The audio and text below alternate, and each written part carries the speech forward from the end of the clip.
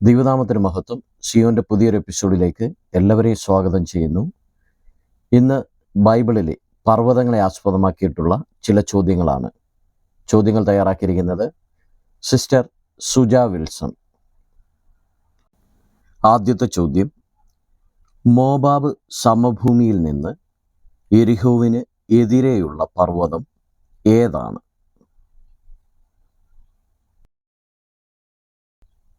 ഉത്തരം നെബോ പർവ്വതം. ആവർത്തന പുസ്തകം 34 അധ്യായം 1 വാക്യം. അടുത്ത ചോദ്യം: യഹോവ ദാവീദിന് പ്രത്യക്ഷനായ പർവ്വതം ഏതാണ്? ഉത്തരം മോരിയ പർവ്വതം. 2 ദിനവൃത്താന്തം 3 അധ്യായം 1 വാക്യം. അടുത്ത ചോദ്യം: ആഹാബ് പ്രവാചകന്മാരെ കൂട്ടിവരുത്തിയ പർവ്വതം ഏതാണ്? ഉത്തരം കർമ്മേൽ പർവ്വതം. 1 രാജാക്കന്മാർ 18 അധ്യായം 20 വാക്യം. അടുത്ത ചോദ്യം: സിയോൻ പർവ്വതത്തിന് പറയുന്ന മറ്റൊരു പേര് എന്താണ്? ഉത്തരം ഹെർമോൻ പർവ്വതം.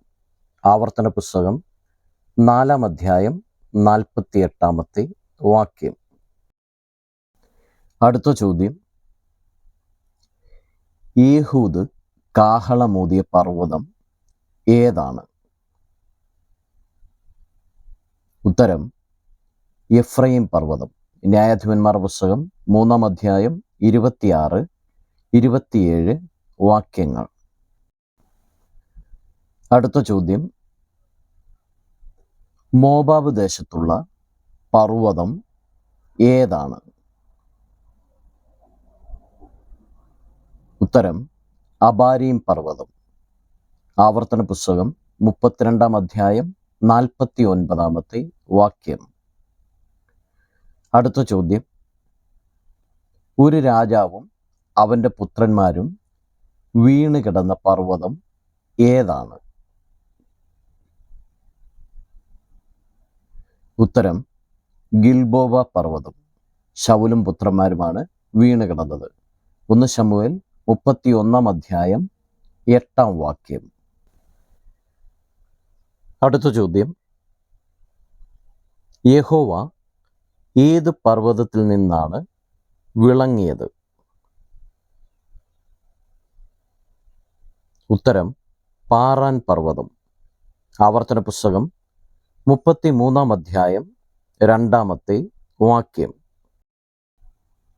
അടുത്ത ചോദ്യം: ദൈവത്തിൻ്റെ പർവ്വതങ്ങൾ ഏതെല്ലാമാണ്? ഉത്തരം ഹോരേബ് പർവ്വതം.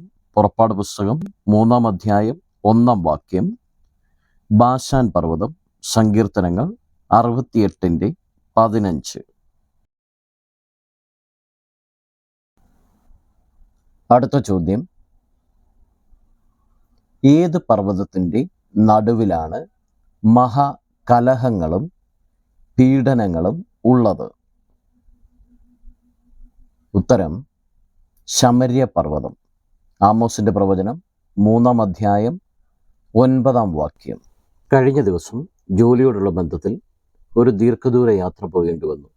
സൗദിയിലൂടെ യാത്ര ചെയ്യുമ്പോൾ കണ്ട മലകളും കുന്നുകളുമാണ് ഈ വീഡിയോയിലൂടെ നിങ്ങളെ കാണിക്കുന്നത്.